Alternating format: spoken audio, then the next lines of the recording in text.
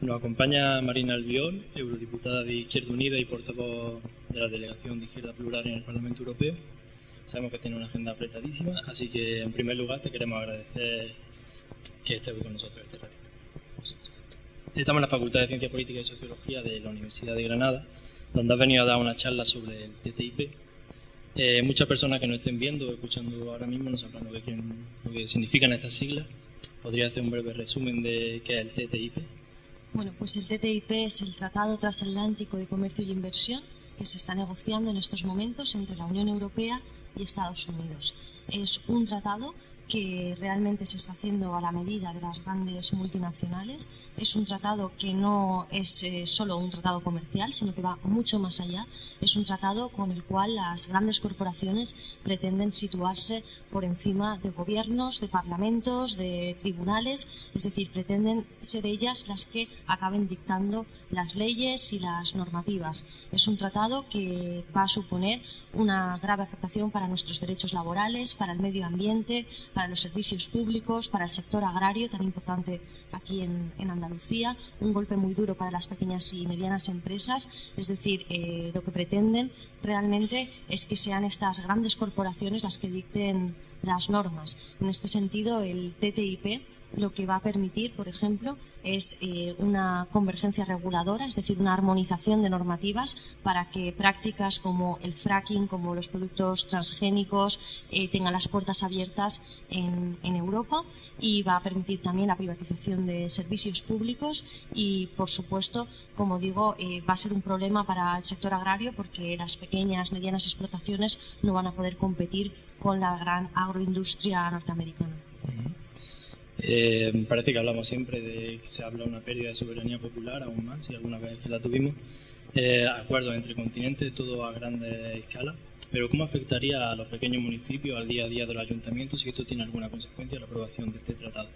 Bueno, en primer lugar, yo entiendo que afectaría a todos los ciudadanos y ciudadanas, vivan donde vivan, en el sentido de más precariedad, menos derechos laborales, porque si de lo que estamos hablando es de abrir mercados y de aumentar el comercio y de aumentar la competencia, todos sabemos lo que significa eso. Competencia significa que quien gana al final en esa pugna son los que son capaces de ofrecer precios más bajos a costa de peores salarios y de peores condiciones laborales. Nos va a afectar a todos en cuanto a los servicios públicos, servicios como educación o sanidad, que nosotras entendemos que son de carácter universal y que tienen que prestar las administraciones públicas, bueno, pues pasarán a ser un negocio para determinadas administraciones. Y en el caso concreto de los ayuntamientos, creo que hay que incidir en los tribunales de arbitraje. Los tribunales de arbitraje es un mecanismo que va a contener el TTIP, que es por el cual una multinacional puede denunciar una determinada norma, regulación o ley que saque un gobierno, una comunidad autónoma o un ayuntamiento. Y por poner un ejemplo concreto, si en un ayuntamiento gana la izquierda y decide remunicipalizar un servicio que había sido privatizado, un servicio de, por ejemplo, el servicio de agua, puede verse expuesto a una demanda de una gran multinacional. Es decir, que demandar al ayuntamiento en un tribunal de arbitraje por una demanda multimillonaria, y en ese sentido pues es también como una amenaza en plan de, bueno, aunque la izquierda ganéis en los ayuntamientos, no vais a poder hacer políticas de izquierdas porque si las hacéis os vamos a demandar y no vais a tener dinero en el ayuntamiento para pagarnos la demanda. Quiero volver a un tema que has sacado anteriormente porque estamos en Andalucía y el sector agrícola aquí es fundamental.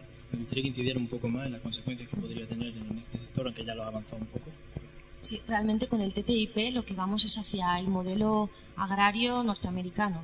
En Estados Unidos lo que hay fundamentalmente son grandes extensiones de tierra, granjas enormes. De hecho, de media, una granja de Estados Unidos es 13 veces más grande que una europea, y sobre todo toda la agricultura, la ganadería, en realidad está en manos de la industria alimentaria, que son los que controlan absolutamente todo el proceso, las grandes corporaciones que se dedican a la industria agraria y alimentaria, ¿no?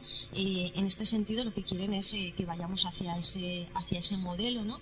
Y que evidentemente es un modelo en el que las pequeñas y medianas no van a poder competir, ¿no? Y también estamos hablando de un modelo que tienen un uso muy elevado de productos tóxicos. Sabemos que en Estados Unidos pues, ¿no? la ganadería se trata mucho a los animales con hormonas, con promotores del crecimiento, toda la cuestión del tratamiento de los pollos con cloro. Bueno, pues todo eso si se firma el TTIP, esperemos que no, pero si se acaba firmando el TTIP, se estará abriendo las puertas a ese tipo de prácticas en la agricultura y en la ganadería. Hay muchos productos, digamos, químicos, pesticidas, que en estos momentos en Europa están prohibidos, que en Estados Unidos no lo están. Por lo tanto, ahí también hay un peligro. Con la cuestión de los transgénicos, la normativa europea es bastante más estricta, pero en Estados Unidos prácticamente el 70% de los productos que nos encontramos en un supermercado, el 70% contienen algún ingrediente que ha sido modificado genéticamente. Pues también con el TTIP se abren las puertas a los transgénicos.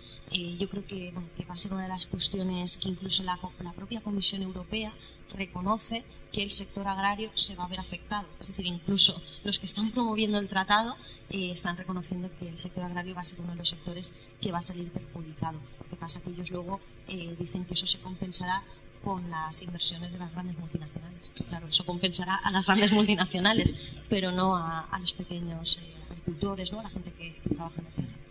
Resulta llamativo que con esta información no llega a los grandes medios de comunicación, no se habla en telediario, ni se imprimen portadas con este tema.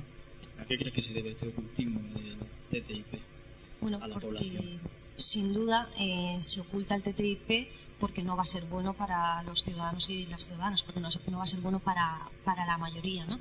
Yo antes estaba comentando que si realmente fuera a ser bueno, pues eso, sacarían pecho, estarían constantemente hablando del TTIP, pero como saben que no lo va a ser, lo ocultan.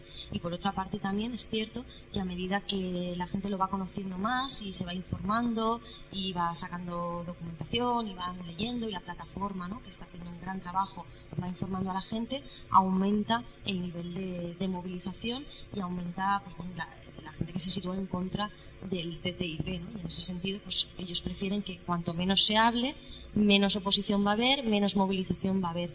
Pero yo creo que ahí es donde entramos nosotras, ¿no? Donde entra la izquierda política, la izquierda social, donde entran las plataformas, que somos las que tenemos, ya que no lo hacen los gobiernos, pues tenemos que hacer ese trabajo de informar, de hacer debates, de propiciar esas reflexiones colectivas. Todo muy negativo, como vemos hasta ahora. ¿Hay algún punto de esperanza o algún ejemplo donde se haya conseguido revertir esta situación, donde se haya conseguido negar un tratado de estas características? Sí, yo creo que es importante que tengamos en cuenta que el TTIP se puede parar. Y se puede parar también porque las negociaciones no se han acabado, todavía tenemos tiempo, las negociaciones van a continuar al menos todo este año 2016, por tanto tenemos tiempo de organizarnos, de movilizarnos y de parar el TTIP. Tenemos ejemplos de tratados que se han parado, tenemos el ejemplo del Tratado para América, que se consiguió parar, que hubo una gran movilización y se paró ese tratado, y de hecho era el ALCA, ¿no? y se construyó el ALBA, ¿no? como alternativa. Creo que ese es un ejemplo importante. Luego también tenemos el ejemplo de la Constitución Europea. La Constitución Europea en su momento se paró. También es cierto que como se paró, pero continuamos con los mismos gobiernos, pues al final hicieron el Tratado de Lisboa y por la puerta de atrás nos volaron lo que era el proyecto ese, ¿no? Pero por eso yo también insisto mucho siempre en que es importante parar el TTIP, pero no es suficiente. Hay que parar el TTIP y hay que ser capaces de construir una alternativa, hay que ser capaces de echar de los gobiernos a aquellos que están gobernando para las multinacionales, y solo así realmente podrá haber un cambio de las políticas económicas. Para finalizar, porque sabemos que tienes poquito tiempo, vamos a cambiar un poco de tercio porque has llegado recientemente hace poquito de Lesbos. ¿Cuál es la sensación que te lleva tras ver en primera persona cómo la Unión Europea está actuando con el tema de los refugiados? Bueno, pues yo creo que las sensaciones de rabia, ¿no? de muchísima rabia de ver cómo está actuando la Unión Europea con los refugiados y las refugiadas. En Lesbos se puede ver la cara más criminal de la Unión Europea, porque es las políticas en primer lugar, son las políticas de la Unión Europea las que hacen que esta gente tenga que estar saliendo de esos países. Es decir, las guerras que hemos promovido en Irak, en Afganistán, en Libia, armando y financiando sectores en Siria, incluso en países que lo que hemos hecho es empobrecerles por nuestras políticas económicas, por el cobro de la deuda externa, por nuestras multinacionales que están allí arrasando con sus recursos naturales, ¿no? Es decir, la Unión Europea tiene una responsabilidad porque les estamos haciendo que se tengan que ir de sus países, pero luego además lo que hacemos es cerrarles las fronteras cuando quieren llegar a Europa, ¿no? Son las políticas de cierre de fronteras, de Europa Fortaleza, de CIES, de deportaciones, las que hacen que esta gente se tenga que jugar la vida en el mar, porque no hay una manera legal y segura de llegar a Europa, porque se niegan a que la haya. Entonces hay una responsabilidad de la Unión Europea en las personas que se están muriendo en el Mediterráneo. Hay que recordar que el año pasado fueron 3.700 personas las que perdieron la vida en el Mediterráneo, que en lo que llevamos de año 2016 han muerto más de 300 personas en el Mediterráneo, y eso es una responsabilidad de la Unión Europea, que no ha abierto el corredor humanitario, que no ha abierto vías legales y seguras para entrar en Europa. Pero de la misma manera que digo que en Lesbos se ve la parte más criminal, ¿no? Porque vemos cómo llegan allí los barcos, ¿no? Procedentes de Turquía, por otra parte también se ve la cara solidaria, ¿no? Y es que hay gran cantidad de voluntarios y de voluntarias y de organizaciones sociales que están haciendo un trabajo magnífico. Pues, lamentablemente esa solidaridad no viene de las instituciones europeas, pero sí viene de la sociedad organizada, ¿no? Y de sus movimientos sociales y de esas organizaciones. Vale, pues no tenemos mucho tiempo para más. De nuevo agradecerte que hayas tenido este ratito con nosotros y estás siempre bienvenida. Gracias.